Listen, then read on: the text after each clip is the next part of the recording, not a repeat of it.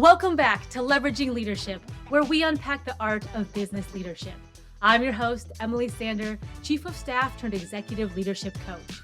This show is all about finding your points of greatest influence and leveraging them to better serve those around you. Welcome back to Leveraging Leadership. The book we're going to talk about today is Thinking in Bets by Annie Duke. The subtitle here is Making Smarter Decisions When You Don't Have All the Facts, which never happens as Chief of Staff JK. So Annie Duke is a champion poker player turned decision strategist and speaker. And the main point of the book right up front here is people often conflate a decision with an outcome, when in reality, a decision and an outcome are two completely different things. And the book talks about how having the mentality of thinking in bets is a far better approach and gets you to better decisions and better answers. And the first example she gives of this on literally page 1 is of the Seattle Seahawks losing the Super Bowl in the final seconds. I am from Seattle. I love our Seattle Seahawks, and I remember this game. I remember exactly where I was and how devastated we were about this outcome. I was at my aunt's house. All of my cousins were around. We were getting ready to celebrate winning the Super Bowl. And then we lost in this fluke play. And there was deafening silence and then very colorful language being shouted at the TV. And my cousin got so mad, he smashed a cup on the floor. It was a horrible experience as a fan. But I am going to relive that to read you this excerpt because it is a very good example of talking about not fusing decisions with outcomes. So let me read this first part to you. One of the most controversial decisions in Super Bowl history took place in the closing seconds of Super Bowl 49 in 2015. The Seattle Seahawks, with 26 seconds remaining and trailing by 4 points, had the ball on second down at the New England Patriots' 1-yard line. Everybody expected Seahawks coach Pete Carroll to call for a handoff to running back Marshawn Lynch. Why wouldn't you expect that call? It was a short yardage situation, and Lynch was one of the best running backs in the NFL. Instead, Carroll called for quarterback Russell Wilson to pass. New England intercepted the ball, winning the Super Bowl moments later. The headlines the next day were brutal. And they were. Pete got eviscerated in the press. The headlines the next day were brutal. USA Today, what on earth was Seattle thinking with the worst play call in NFL history? FoxSports.com, dumbest call in Super Bowl history. Could be beginning of the end for Seattle Seahawks. The New Yorker, a coach's terrible Super Bowl mistake. Then Annie Duke goes on and she cites a few astute reporters who actually looked at the statistics and probabilities of this situation. And they said this play call was entirely defensible. They pointed out an interception was an extremely unlikely outcome. Out of 66 passes attempted from an opponent's 1-yard line during the season, 0 had been intercepted. In the previous 15 seasons, the interception rate in that situation was about 2%. All right, given that, why were people so upset and so sure that Pete Carroll had made such a bad call? In short, the answer is because the play didn't work. The play didn't work. And Pete Carroll, in interview after interview after interview, who was taking point blank questions of how could you be so stupid? This was the worst call in your career. And he would say it was indeed the worst result of a call in my entire career. And he would follow that by saying, look, if we had caught that pass, no one would have a problem with my play call. No one would be questioning it. We would all be celebrating. So it wasn't the call, it was the outcome. So in that situation, Pete Carroll was a victim of what poker players call resulting. So they're fusing the quality of a decision with the quality of an outcome, when really they're two separate things. So instead of resulting, what this book talks about is fielding outcomes. You want to be thinking in bets and fielding outcomes. Think about this sequence. If you go belief to bet to outcome. So you have a belief about something, and then imagine an arrow going to a bet that you place or a decision that you make. And in that moment, when you make a decision, you have a set of outcomes that could occur. So kind of a list of potential outcomes, future A, future B, future C, future D, etc. And then something happens and one of those futures takes place and you field that outcome. I picture like a baseball player, like a shortstop fielding a ground ball. You field that outcome and you kind of hold it and say, okay, what do we have here? What just happened? What are my data points? All those things. And then you go on to place your bet two or your second bet. And then sometimes along that process, you go, okay, I'm going to loop back around to my belief and change or update my belief because I've seen the bets being placed. I've seen the outcomes taking place. I'm taking this information, I'm taking these data points in, and I'm going to change my belief about something. So that's kind of the cycle where this fielding outcomes or fielding results comes into play. A big element of that is being able to distinguish between skill and luck. So in poker, there's a lot of skill, but there's also a lot of luck. Same can be said of life. We have to be able to tell the difference between the two if we're going to be good decision makers. Quick example here. Think of a golfer. If a golfer is stepping up to take their swing, what types of things are in her control? She can choose the club she uses, so club selection. She can choose an iron or a wood or whatever for that particular shot. She can determine the setup. So you often see a golfer and a caddy kind of looking at the hole and planning out the sequence of swings they want to take. So the setup is up to her and maybe her caddy. Third thing under her control would be the swing mechanics. So golfers practice their swing a whole bunch of times. So the shoulder placement and the hips and the weight distribution and transfer and all those things. She can control her swing mechanics. What is in the luck category? So what is outside of her control? This can be a myriad of things. A sudden gust of wind could come blow her perfectly placed ball out of position. It could be someone shouts her name as she's swinging and it distracts her. It could be she has a perfectly placed ball, but it hits the head of a sprinkler and bounces into the rough. Not her fault, but it happened. It also could include things like her age and the player's genetics and the opportunities that she got or did not get all the way through her life up into the moment she's taking that swing. All right, we can go back to our little sequence we just talked about: belief, bet, set of outcomes, an outcome happens, bet two, and we're taking these outcomes as feedback. These are data points that we're not ruminating on in that we're spending hours and hours and hours and hours kind of thinking about it, but we are doing a quick check. Hey, what can I learn from that? And part of that, hey, what could I learn from that was what was skill, what was luck. So if you're saying, okay, yes, I see how that can get you to be a better decision maker and get you to clearer answers. Why doesn't everyone do this? Why don't we all do this? This seems pretty clear, pretty intuitive, pretty logical. One of the biggest blockers that she talks about in the book is stubbornness of beliefs. So we have stubbornness of beliefs, and that can come in a couple different forms. First of all or nothing thinking. So black or white thinking. It's all good or all bad. You're 100% right or 100% wrong. She's 100% good or 100% bad. All these types of things. There's no gray or middle area. And in life, things are rarely an actual zero-sum situation. It's usually a mix and match. It's usually a push and pull. It's usually a both and situation. So when you have these like stark borders and you can't move from these rigid boundaries, you're not in the best mindset to see things clearly. And in fact, Annie Duke says the words always and never are just not in a poker player's vocabulary because they can't operate that way. They operate in odds and probabilities and bets and all these things. And she even tells a story in the book where she's watching a poker tournament and there's someone sitting next to her and he asks, do you think that player right there is going to win?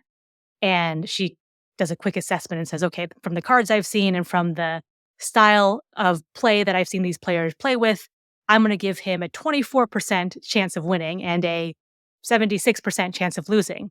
And the player ends up winning the hand or winning the round. And the person next to her says, oh, it looks like you were wrong on that one. And she turned to him and said, like, what are you talking about? I said there was a 24% chance that he would win. So that's part of the thinking in bets mentality.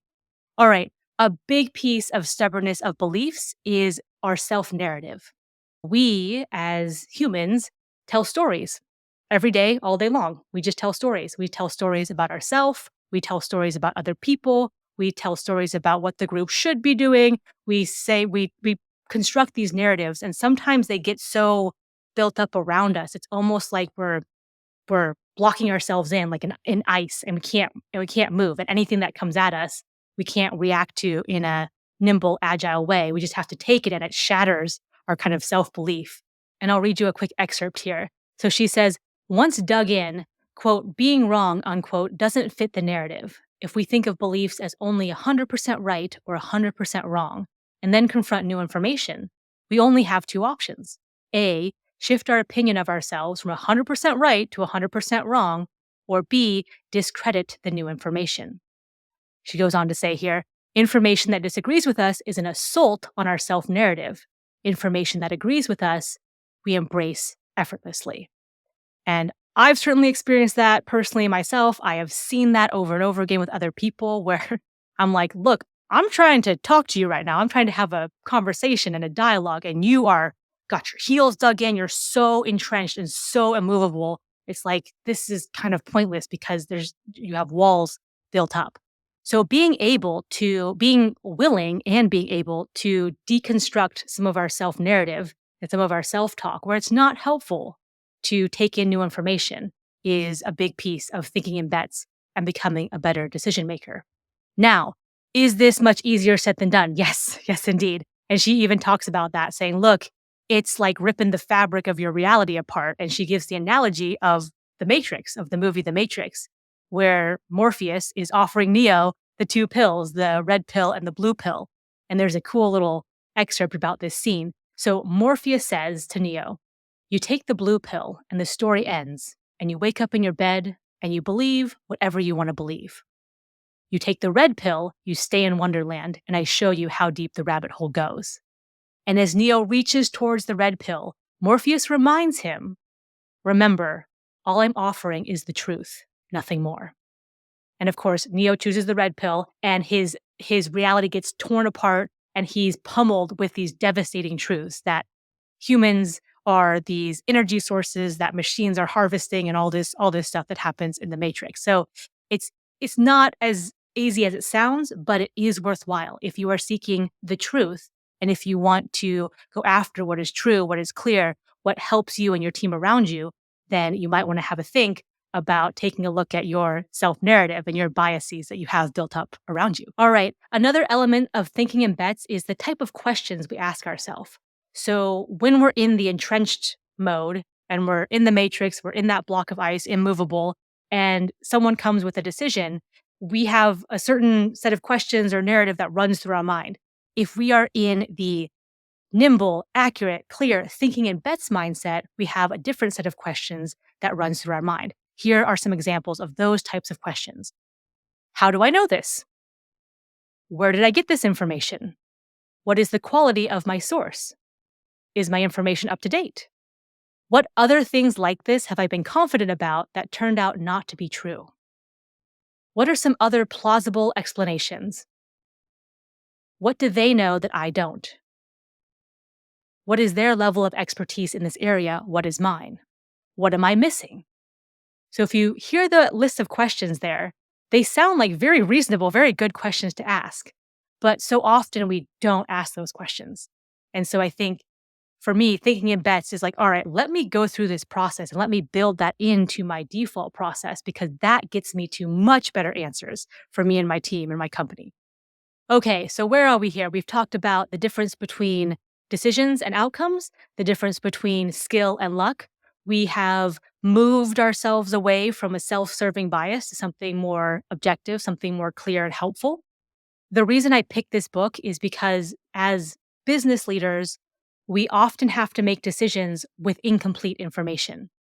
I mean, I'm trying to think of a time when someone said, here, Emily, here's a decision, and let me tee up for you all the pros and cons and all the 20 hindsight bias and weighted averages of all these push and pulls, whatever. That never happens. You're making it in a vacuum. You're doing it quickly. You're dealing with this person's agenda and that person's personality and these contingency plans, et cetera, et cetera.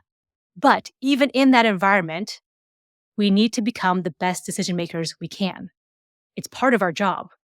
It is part of your job as a leader to become a good decision maker. This is a skill like any other that you can practice and get good at with the right tools and with the right mindset.